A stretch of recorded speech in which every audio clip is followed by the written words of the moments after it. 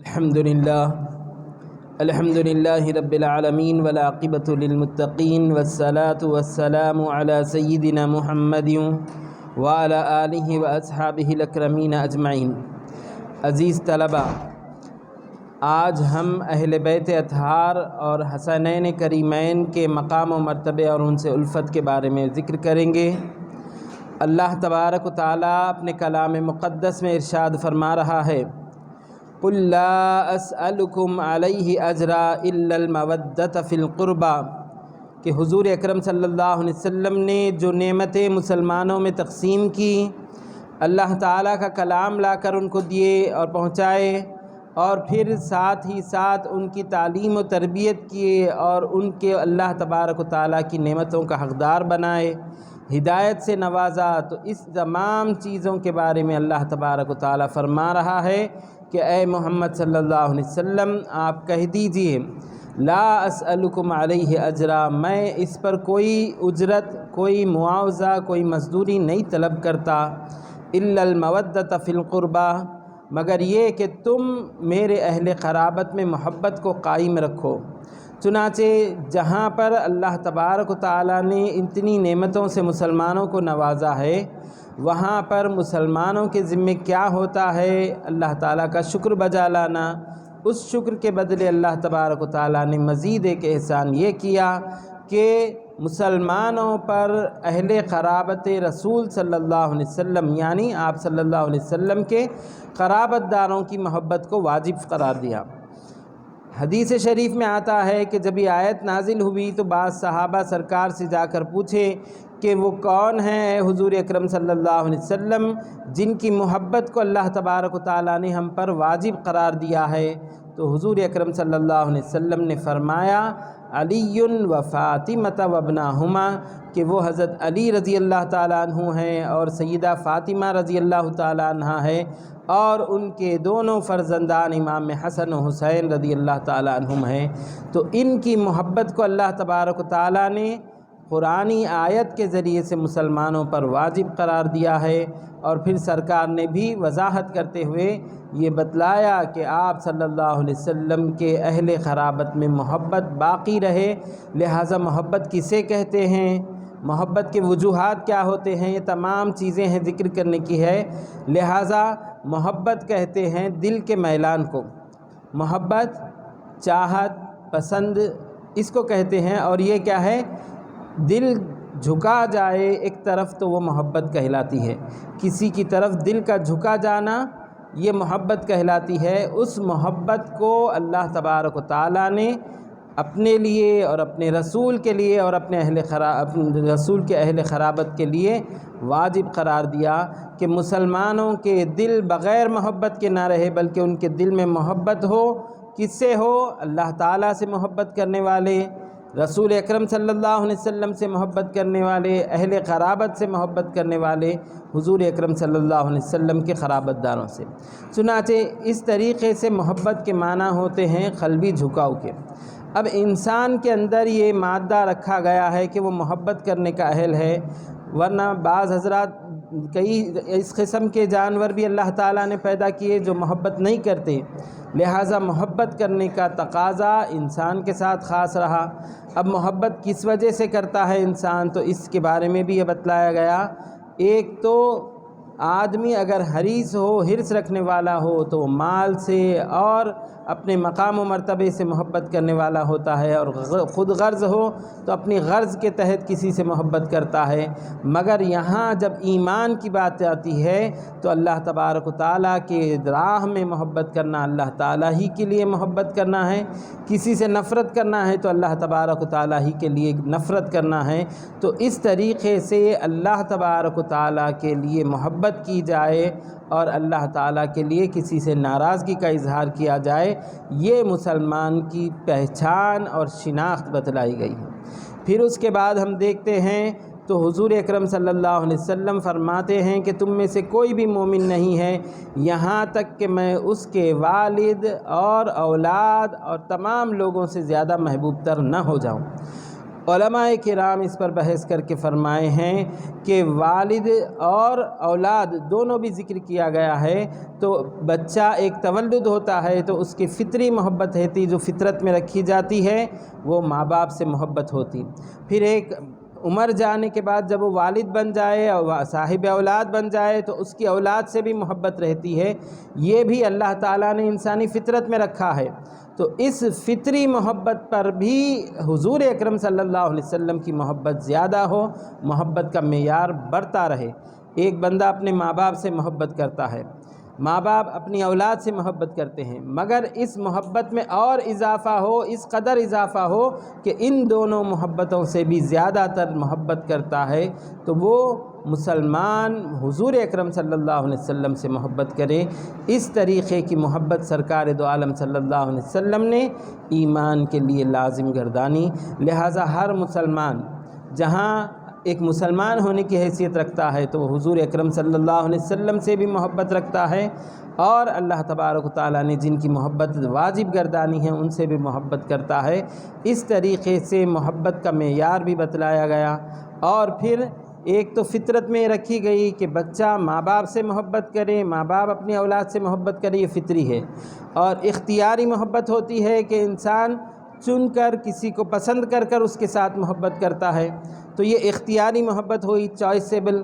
اور ایک فطرت میں رکھی گئی ہے جو نیچر ہے، نیچر کے حساب سے فطرت میں رکھی گئی ہے، تو فطری محبت بھی ہے اور اختیاری محبت ہے۔ ان دونوں میں بھی سب سے زیادہ محبت ہو تو مسلمان کو حضور اکرم صلی اللہ علیہ وسلم سے محبت ہو، اور پھر آپ صلی اللہ علیہ وسلم کی محبت اہل بیت اطہار کی محبت کو بھی لاگو کرتی ہے۔ اس طریقے سے ایک تو یہ بتلا دیے، اس کے بعد میں یہ بتلاتے ہیں کہ محبت کرنے کے لیے کیا چاہیے۔ تو جس سے محبت کر رہے ہیں اس میں خوبیاں بھی ہونا، ایک تو حسن و جمال ہونا، اور پھر ایک اچھی عادتیں، اچھے اخلاق ہونا، اچھا کردار ہونا، یہ تمام چیزیں محبت کو لاگو کرنے والی ہیں۔ اگر ایک شخص اچھے اخلاق کو بکھیرتا جائے، اچھے اخلاق سکھاتا جائے تو ان کی محبت بھی فطرت میں پائی جاتی ہے۔ اگر کوئی سخاوت کرتے ہوئے داد و دہش کرتا جائے اور مال و دولت تقسیم کرتا جائے تو مال دینے والوں سے بھی اور ان کے ساتھ حسن سلوک کرنے والوں کے ساتھ بھی محبت ہوا کرتی ہے۔ اور اس کے ساتھ ساتھ کوئی خوبصورت ہے، دکھنے میں ایسے دکھتے ہیں کہ ان کی طرح کسی اور کا جمال نہ ہو، تو ان کا اس طریقے سے دکھنا بھی محبت کو لاگو کر دیتا ہے۔ تو اس طریقے سے ہم دیکھتے ہیں تو حضور اکرم صلی اللہ علیہ وسلم اور حسنین کریمین کے پاس یہ تمام خوبیاں رہی کہ حضور اکرم صلی اللہ علیہ وسلم اس قدر خوبصورت تھے، اس قدر نازک تھے، اور اس قدر آپ صلی اللہ علیہ وسلم کا جمال تھا کہ جو دیکھتے تو آپ کو دیکھتے ہی رہ جاتے۔ اسی طریقے سے حضرت امام حسن اور امام حسین رضی اللہ تعالیٰ عنہما بھی حضور اکرم صلی اللہ علیہ وسلم سے جسمانی مشابہت رکھنے والے تھے۔ جیسے سرکار دکھتے ویسے امام حسن اور امام حسین دکھتے ہیں۔ بعض روایتوں میں یہ بھی آیا ہے کہ امام حسن رضی اللہ تعالیٰ عنہ سرکار دو عالم صلی اللہ علیہ وسلم سے سر سے لے کے سینے تک مشابہت رکھتے، اور پھر اس کے سینے کے نیچے سے قدم تک امام حسین رضی اللہ تعالیٰ عنہ حضور اکرم صلی اللہ علیہ وسلم کی زیادہ مشابہت رکھتے۔ اس طریقے سے حضور اکرم صلی اللہ علیہ وسلم کی طرح دکھنا بھی حسنین کریمین کا خاصہ رہا، آپ کی خصوصی جمال بھی رہا۔ پھر اس کے بعد ہم دیکھتے ہیں اخلاق کریمہ کیسے ہیں، تو حضرت امام حسن اور امام حسین رضی اللہ تعالیٰ عنہما کے اخلاق، امام حسین رضی اللہ تعالیٰ عنہ کے ایک واقعے سے ذکر کیے جاتے ہیں کہ آپ رضی اللہ تعالیٰ عنہ کے پاس کچھ مہمان آئے تھے، اور امام حسن رضی اللہ تعالیٰ عنہ بھی آپ کے گھر میں بیٹھے ہوئے تھے، لہٰذا وہاں پر دعوت چل رہی ہے، ضیافت چل رہی ہے۔ ایسے میں ایک غلام آپ کے اوپر اپنے ہاتھوں میں گرم کھیر کا کٹورا اٹھایا تھا کہ اس کے ہاتھ سے کٹورا گر گیا، چھوٹ گیا، اور حضرت امام حسین رضی اللہ تعالیٰ عنہ پر وہ کھیر چہرے پر اور داڑھی مبارک پر گر گئی۔ لہٰذا امام حسین رضی اللہ تعالیٰ عنہ نظر اٹھا کے اس خادم کی طرف دیکھتے ہیں غصے سے، تو وہ کہتا ہے کہ وَالْكَاظِمِينَ الْغَيْظَ، اللہ تبارک و تعالیٰ مسلمانوں کے صفات میں یہ فرماتا ہے کہ وہ غصے کو پی جانے والے ہیں۔ چنانچہ امام حسین اپنے غصے کو ٹھنڈا کر چکے، اور والعافین عن الناس کہہ کر پھر وہ خادم ذکر کرتا ہے کہ اللہ تعالیٰ ایمان والوں کی صفت میں یہ بھی بیان کیا ہے کہ وہ لوگوں سے عفو درگزر کرنے والے، معافی کرنے والے ہوتے ہیں۔ چنانچہ امام حسین نے فرمایا میں معاف بھی کر دیا۔ پھر وہ کہتا ہے واللہ یحب المحسنین کہ اللہ تعالیٰ ایمان والوں کی صفت میں یہ بھی بیان فرما رہا ہے کہ وہ احسان کرنے والوں کو پسند کرتا ہے، چاہتا ہے، محبت رکھتا ہے۔ چنانچہ امام حسین رضی اللہ تعالیٰ عنہ نے اب اس کے اوپر احسان کرتے ہوئے یہ فرمایا کہ جا تجھ کو میں آزاد کرتا ہوں اور آج کے بعد سے تیرا خرچہ میرے اوپر رہے گا۔ اس طریقے سے آپ نے قرآن کی تفسیر بھی عملی طور پر پیش کر دی اور حسن سلوک کا ایک مظاہرہ بھی کر کے بتلایا کہ غصہ پینے میں حسنین کریمین بھی قرآن کی تفسیر پیش کرنے والے ہیں۔ لوگوں سے معافی اور عفو درگزر کرنے میں بھی آپ ایسا کردار رکھنے والے ہیں کہ معافی یوں ہی دے دیا کرتے ہیں۔ پھر حسن سلوک اور احسان کی بات آتی ہے تو اس غلام کو آزاد بھی کیے اور آزاد کرنے کے بعد اس کی آئندہ زندگی کا خرچہ اپنے ذمے اٹھاتے ہوئے آپ نے اس کے خرچے کو ادا کرنے کی ذمہ داری قبول کی۔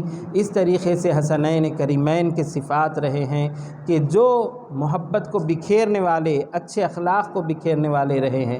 اس کے ساتھ ساتھ ایک مرتبہ کا واقعہ ذکر کیا جاتا ہے کہ امام حسن رضی اللہ تعالیٰ عنہ اور امام حسین رضی اللہ تعالیٰ عنہ اور عبداللہ ابن جعفر جو آپ کے چچا زاد بھائی ہوتے ہیں، یہ تین حضرات مدینہ منورہ سے نکل کر حج کے لیے سفر کیے اور راستے میں ایسے مقام پر پہنچے کہ ان کے پاس کوئی چیز کھانے پینے کی نہیں تھی۔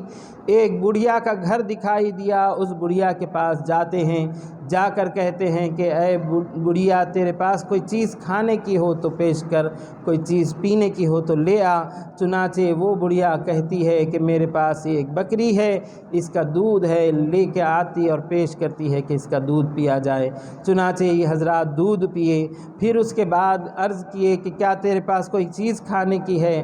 تو وہ کہتی ہے کہ میرے پاس کھانے کی کوئی چیز نہیں ہے سوائے اس بکری کے، اور میں یہ تمہارے لیے پیش کرتی ہوں کہ آپ ذبح کریں اور اس بکری کو کھا لیں۔ چنانچہ یہ بکری پیش کی اور انہوں نے اس بکری کو ذبح کیا اور ضیافت کرنے کے بعد، کھانے کے بعد یہ کہتے ہیں امام حسن رضی اللہ تعالیٰ عنہ کہ ہم مکہ مدینہ منورہ سے آنے والے ہیں، مدینہ کے رہنے والے ہیں، اگر تم مدینہ میں آؤ تو ہمارے سے ملاقات کرنا، ہم تم کو کچھ دیں گے۔ چنانچہ وہ بڑھیا اس ملاقات کے بعد یہ حضرات چلے جاتے ہیں اور اس کا شوہر آتا ہے اور آ کر کہتا ہے کہ کچھ کھانے کے لیے ہے، تو وہ کہتی ہے کہ اب ہمارے پاس کچھ نہیں رہا۔ پھر وہ کہتی ہے کہ اس طریقے سے میں نے ایک بکری ذبح کر کے تین حضرات کی ضیافت کر دی ہوں۔ چنانچہ وہ کہتا ہے کہ اجنبیوں کے لیے تو نے اپنی ایک بکری کو بھی ذبح کر کے ضیافت کر دیا۔ اور یہ کہنے کے بعد اس بڑھیا کے حالات کچھ بکھر گئے اور حالت یہ ہوئی کہ وہ اب مدینہ منورہ کی طرف سفر کی اور وہاں پر وہ بڑھیا اور اس کا شوہر مزدوری کرتے اور اپنا گزر بسر کرتے۔ امام حسن رضی اللہ تعالیٰ عنہ نے اس بڑھیا کو دیکھا اور کہنے لگے کہ تو وہی بڑھیا ہے جس کے پاس ہم ایک مرتبہ آئے تھے اور کھانے پینے کے لیے تو نے اہتمام کیا تھا، تو بھول جاتی ہے اور امام حسن رضی اللہ تعالیٰ عنہ کو یاد نہیں رکھتی۔ لہٰذا آپ اس خاتون کو بلاتے ہیں اور اپنے پاس سے 1000 بکریاں دیتے ہیں اور 1000 اشرفیاں دیتے ہیں۔ دینے کے بعد کہتے ہیں کہ اے بڑھیا تو امام حسین کے پاس جا۔ چنانچہ وہ امام حسین رضی اللہ تعالیٰ عنہ کے پاس گئیں تو امام حسین رضی اللہ تعالیٰ عنہ نے بھی 1000 بکریاں اور 1000 اشرفیاں ان کو دیں۔ پھر اس کے بعد امام حسین نے فرمایا کہ تم عبداللہ ابن جعفر کے پاس جاؤ۔ چنانچہ ان کے پاس جاتی ہے تو وہ 2000 دینار اور 2000 بکریاں دیے۔ اس طریقے سے اہل بیت اطہار کی یہ شناخت بھی رہی ہے کہ داد و دہش میں پیچھے نہیں رہتے، سخاوت کرتے اور اس قدر سخاوت کرتے کہ سخاوت میں کوئی گنجائش نہیں چھوڑتے، کوئی کمی نہ چھوڑتے۔ اس طریقے سے یہ بھی صفت ایسی ہے جو لوگوں میں محبت کو بکھیرتی جائے۔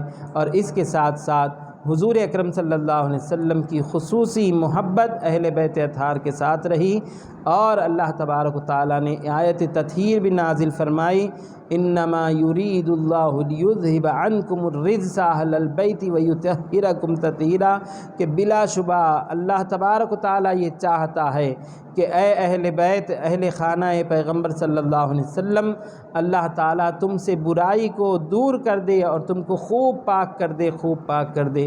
چنانچہ جب یہ آیت کریمہ نازل ہوئی، حضور اکرم صلی اللہ علیہ وسلم ایک چادر میں سیدہ فاطمہ رضی اللہ تعالیٰ عنہ کو شامل کیے، حضرت علی رضی اللہ تعالیٰ عنہ کو شامل کیے، اور امام حسن اور امام حسین کو شامل کر کے وہ چادر اوڑھے اور اللہ تعالیٰ کی بارگاہ میں دعا کرے کہ اے پروردگار، یہ میرے اہل بیت ہے، تو ان سے برائی کو دور کر دے، گندگی کو لے جا اور ان کو خوب پاک کر دے۔ اس طریقے سے اہل بیت اطہار جن کو ہم کہتے ہیں، ان کی طہارت کی بھی اللہ تعالیٰ نے آیت نازل فرمائی، اور آیت تطہیر کے نام سے اس کو ذکر کیا جاتا ہے۔ لہٰذا اللہ تعالیٰ کی چاہت اہل بیت کے ساتھ یہ رہی کہ وہ اہل بیت کو کسی قسم کی برائی اور گندگی میں ملوث نہیں رکھتے، اور ان کے لیے طہارت کا انتظام کرتے، پاکی کا انتظام خوب پاک کر رکھا ہے اللہ تبارک و تعالیٰ نے۔ تو یہ ایک تو پاک ہونا اور برائی سے دور ہونا، یہ بھی صفتیں ایسی ہے کہ جو محبت کو لاگو کرتی ہے۔ پھر اس کے بعد ہم دیکھتے ہیں تو حضور اکرم صلی اللہ علیہ وسلم امام حسن اور امام حسین رضی اللہ تعالیٰ عنہ کی محبت کے بارے میں یہ بھی فرمائے کہ ایک مرتبہ امام حسن اور امام حسین حضور کے دونوں زانوں پر آپ کی گود میں دونوں طرف بیٹھے ہوئے تھے۔ آپ صلی اللہ علیہ وسلم نے ان کو بٹھا کر یہ فرمایا کہ انی احبہما، کہ میں ان دونوں کو چاہتا ہوں، ان سے محبت کرتا ہوں، اور دعا کرتے ہیں کہ اے اللہ تو بھی ان سے محبت فرما اور ان لوگوں سے بھی محبت فرما جو امام حسن و حسین کے ساتھ محبت کرتے ہیں۔ تو ایمان کا یہ جز بھی قرار پایا، اور اہل سنت والجماعت کے پاس ایمان کے لوازمات میں سے یہ بات طے ہے کہ اہل بیت اطہار حضور اکرم صلی اللہ علیہ وسلم کے قرابت داروں کی محبت دل میں معمور رہے، دل میں آباد رہے۔ اب محبت کا تقاضا کیا ہے؟ تو جب ایک شخص محبت کرتا ہے تو اپنے محبوب کی برائی نہیں کرتا، اپنی زبان سے ان کی برائی نہیں لاتا۔ دوسرا یہ کہ ان کی برائی اگر کوئی کرتا ہے تو اس کو بھی نہیں سن سکتا، ان کو برداشت نہیں کرتا۔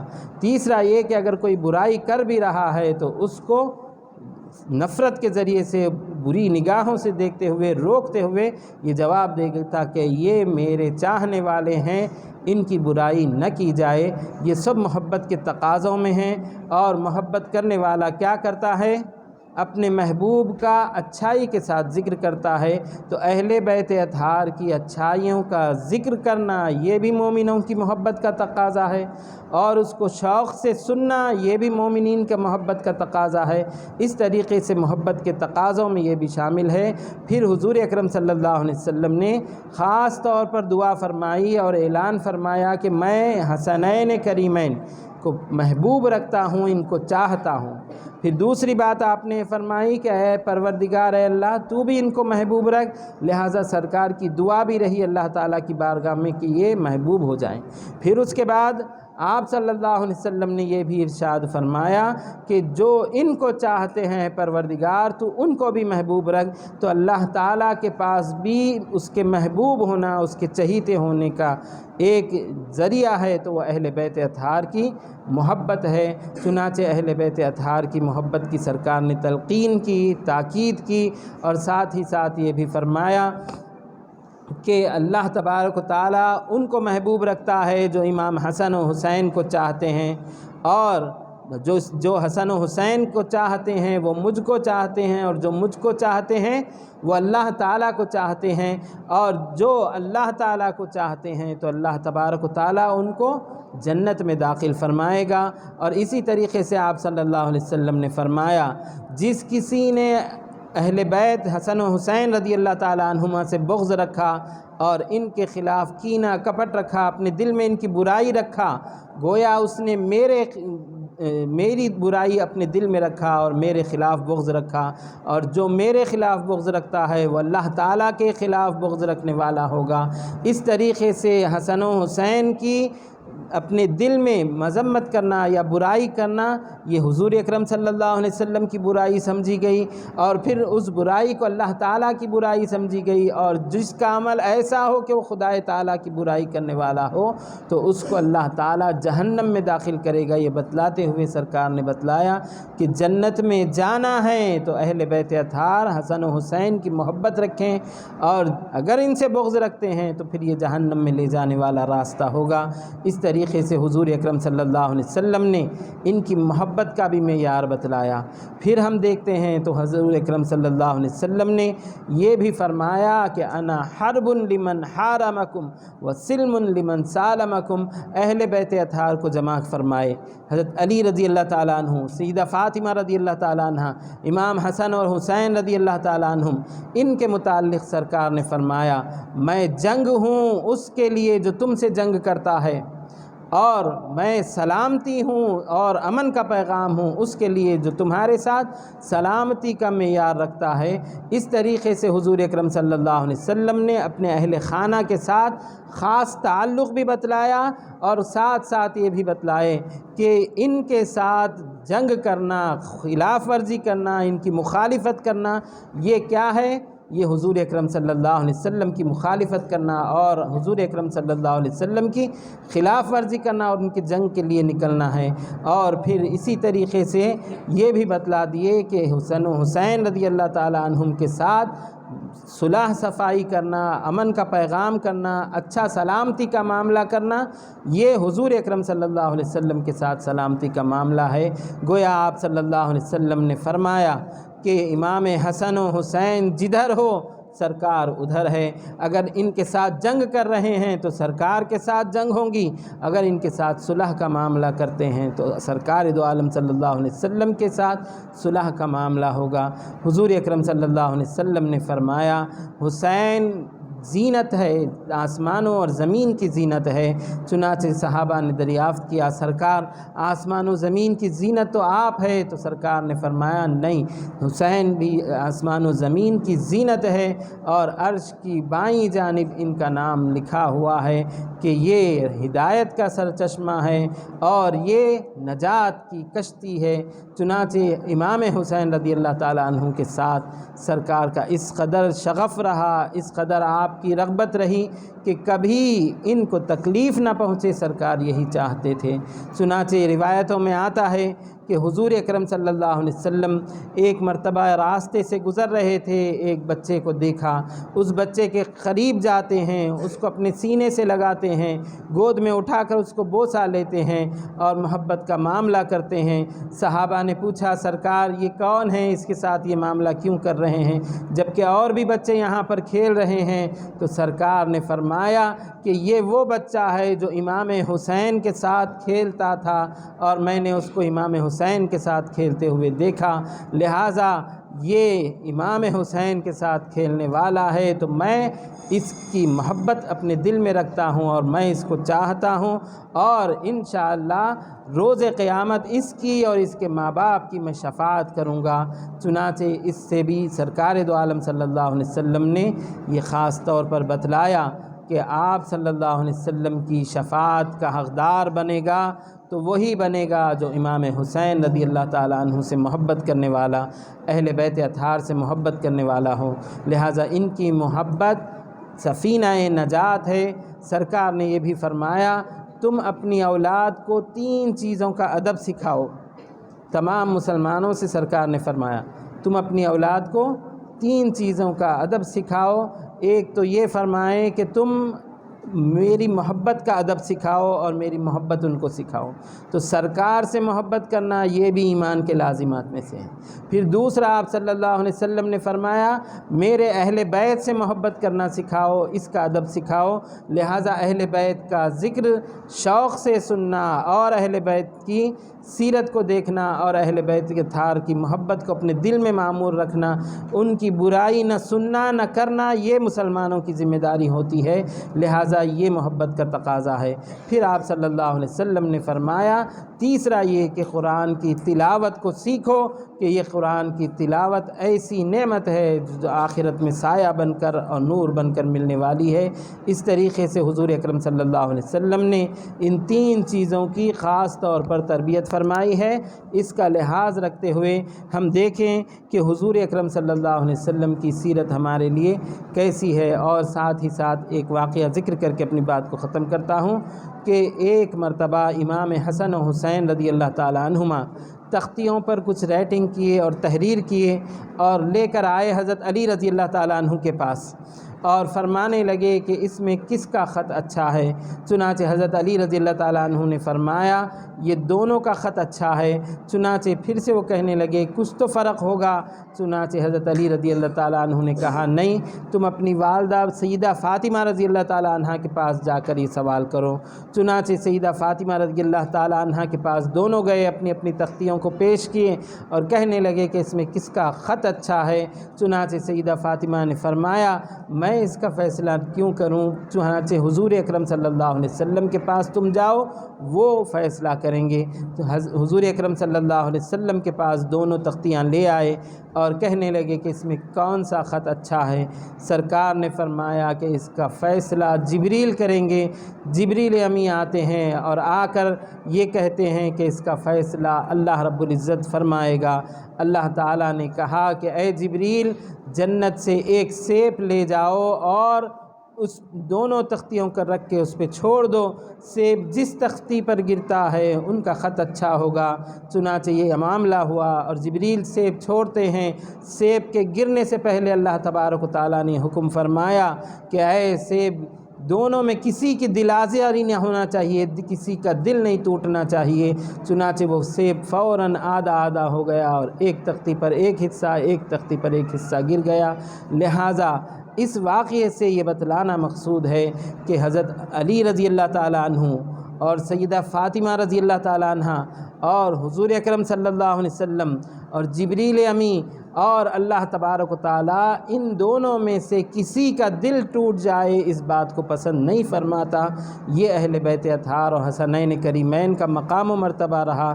اب ان کو تکلیف دینے والوں کا نتیجہ کیا ہوگا اور اللہ تبارک و تعالیٰ ان کے خلاف کیا کیا عذابیں دے گا وہ اللہ تبارک و تعالیٰ خوب جانتا ہے۔ لہٰذا اہل بیت کی محبت سے دل معمور رہے، یہ مسلمان کی شناخت ہے، اسی مسلمان کی پہچان کو باقی رکھنا چاہیے۔ اللہ تبارک و تعالیٰ ہم تمام کو اہل بیت کے اطہار کی محبت سے رکھنے اور محبت سے اپنے دلوں کو معمور رکھنے کی توفیق عطا فرمائے۔ وآخر دعوانا